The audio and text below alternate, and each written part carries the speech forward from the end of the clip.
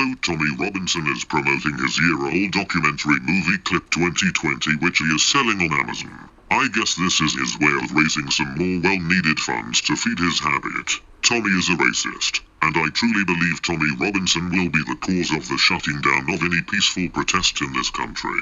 Tommy Robinson is claiming to be an advocate for free speech, but Tommy Robinson will ultimately be the cause of a total eradication of free speech in this country.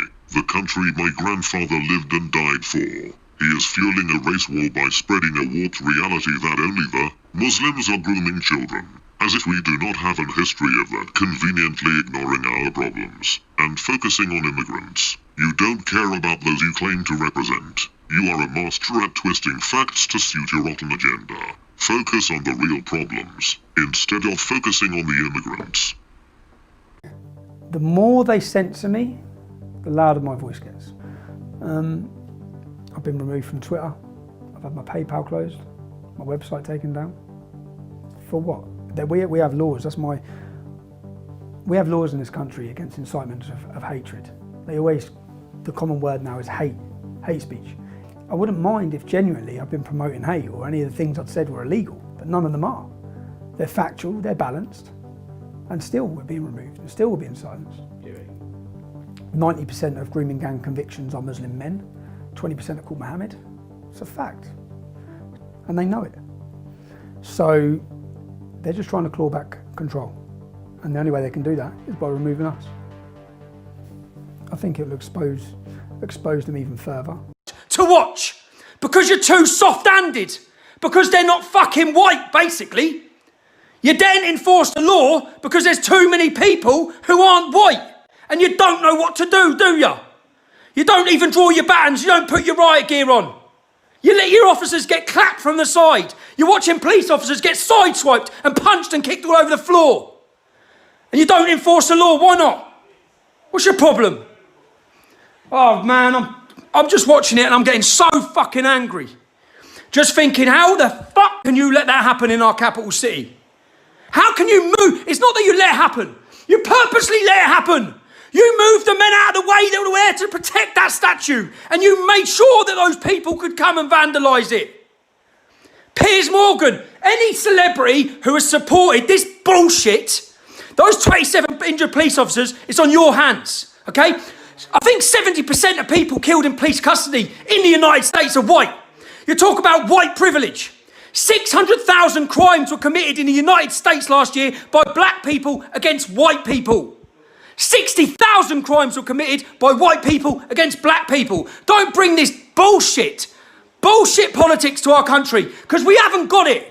That racial tensions that they might have in the United States, we don't have based on race. Race politics, which BLM, you've done more to break down race fucking integration in this country than anyone's tried to do. Much more than the National Front ever done.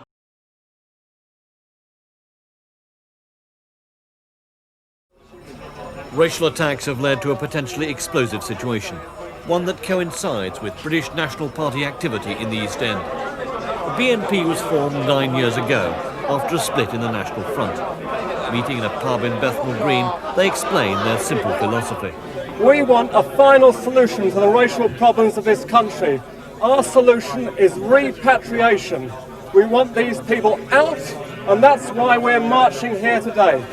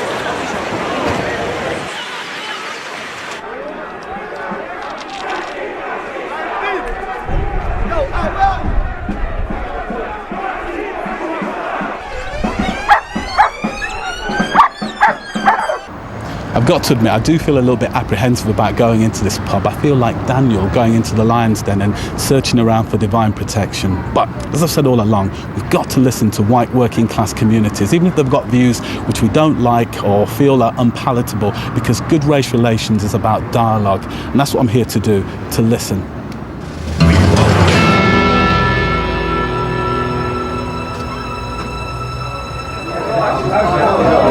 I'm not sure how I'll be received.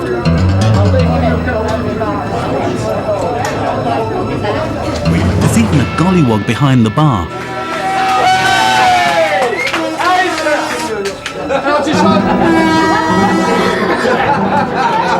I think we're going to be limited in terms of...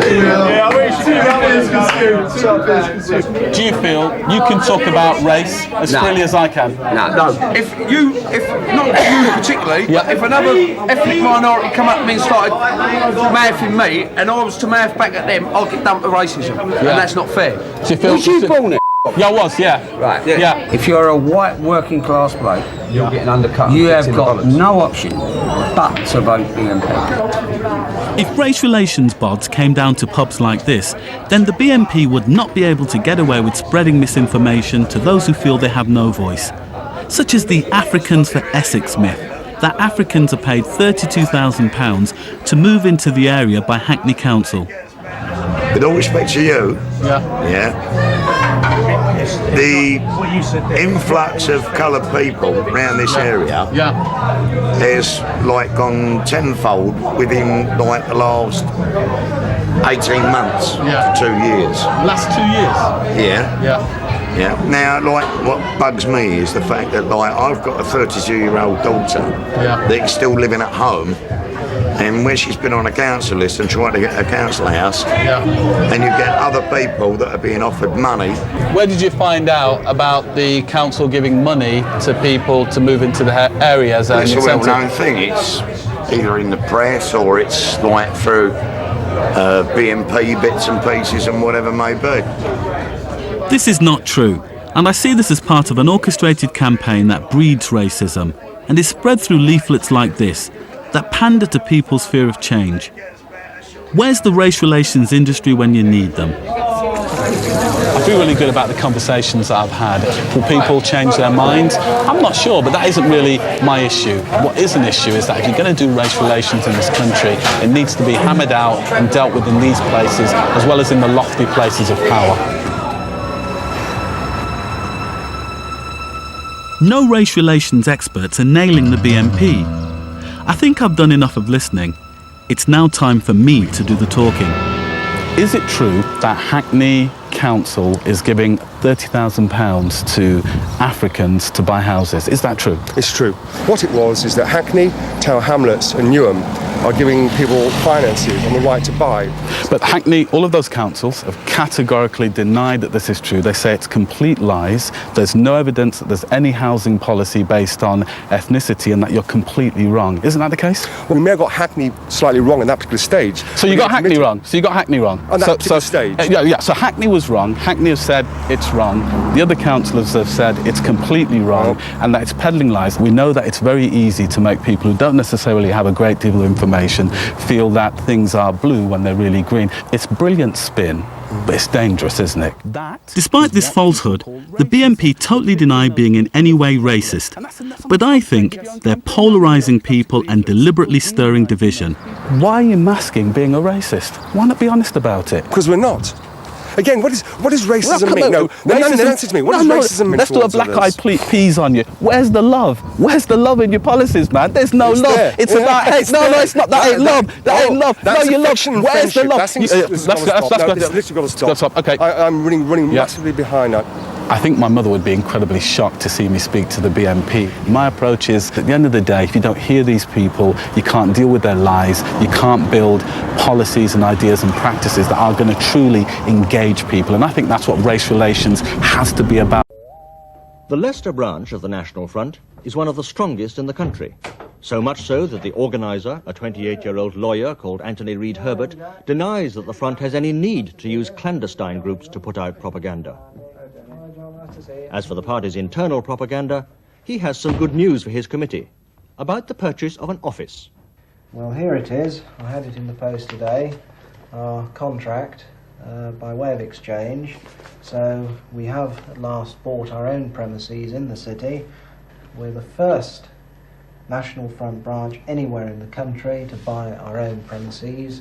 And Jack, I think you've got something for me on that. Oh, the final payment. The final payment, yes. £350. Right. Okay, well I'll count that later. The Front says that the money was raised, all £12,000 of it, from members within 5 weeks.